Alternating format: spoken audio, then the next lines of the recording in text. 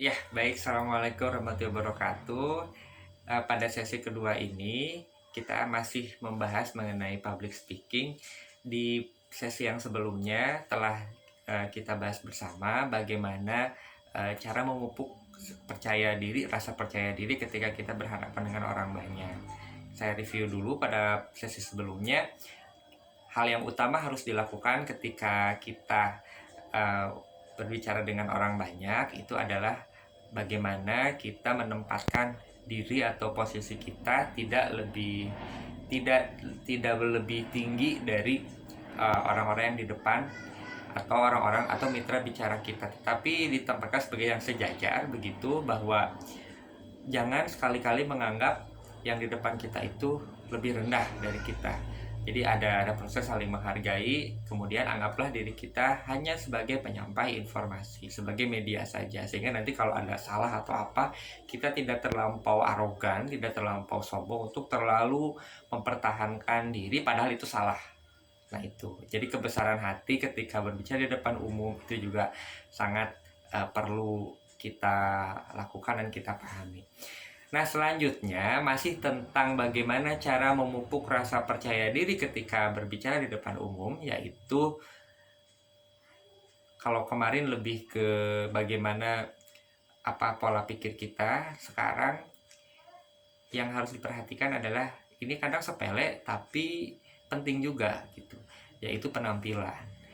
Nah, ada orang yang cuek, nggak apa-apa, saya mah ada style saya begini misalnya, atau gaya saya emang begini sih nggak apa-apa gitu. Nah, itu juga sebetulnya pada kondisi tertentu kurang tepat juga, karena bisa jadi itu akan menghambat kepercayaan diri kita ketika berbicara di halayak banyak.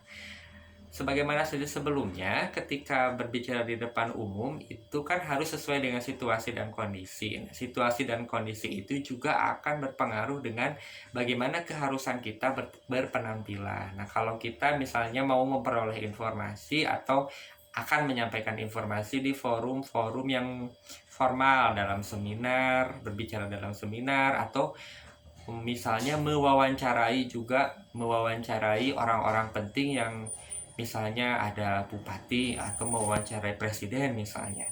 Nah, itu pakaian kita, tampilan kita harus menyesuaikan, harus formal juga, bila perlu menggunakan jas begitu ya, atau minimal kemeja yang rapi. Jadi itu akan menunjang kita, kemudian juga mitra bicara kita itu akan percaya bahwa oh ini profesional, atau oh ini orangnya tahu diri begitu. Ini acara formal, dia juga menggunakan tampilan yang formal. Jadi sebagai bentuk kesantunan juga gitu. Jadi masa ada acara formal kita hanya pakai kaos, misalnya kaos jeans gitu, itu kan seperti mau piknik begitu ya. Nah, itu juga perlu diperhatikan. Nah, penampilan ini tentu saja sekali lagi sangat menunjang seorang presenter atau seorang pembicara ketika berbicara di depan orang banyak.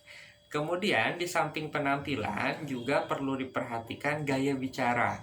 Nah, gaya bicara itu harus disesuaikan dengan acaranya, atau dengan di mana kita akan menyampaikan informasi, atau juga di mana kita ingin memperoleh informasi. Misalnya kalau untuk pemerolehan informasi kita mau wawancara nih, gaya bicara kita juga kalau misalnya dengan orang-orang penting, dengan orang-orang yang sifatnya formal, dengan pejabat negara, atau dengan misalnya di hal yang sederhana misalnya guru gitu wawancaranya, tapi mengenai hal-hal yang sifatnya formal, sifatnya resmi, saya mengenai pendidikan, hal-hal yang serius lah begitu, mengenai ekonomi kenegaraan. Nah, berbicara tentang hal seperti itu dan situasinya pun formal begitu, kaku baku, ya bahasa kita, gaya bicara kita juga harus formal, harus tidak boleh alay gitu, nggak boleh alay. Jadi nggak harus menggunakan kata-kata yang baku dan santun.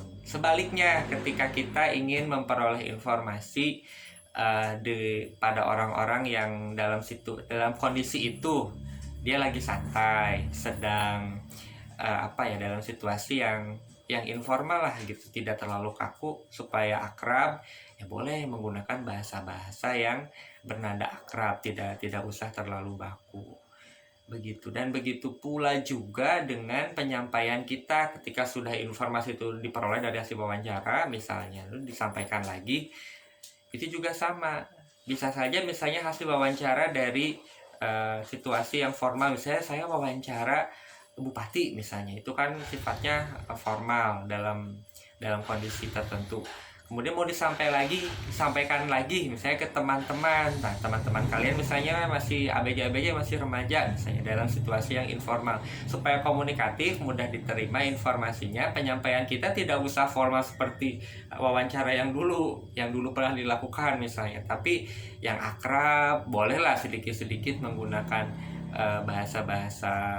bahasa-bahasa kekinian begitu, tetapi tetap santun dan tidak ada unsur pelecehan lah, atau tidak ada unsur merendahkan orang tersebut, mitra bicara kita.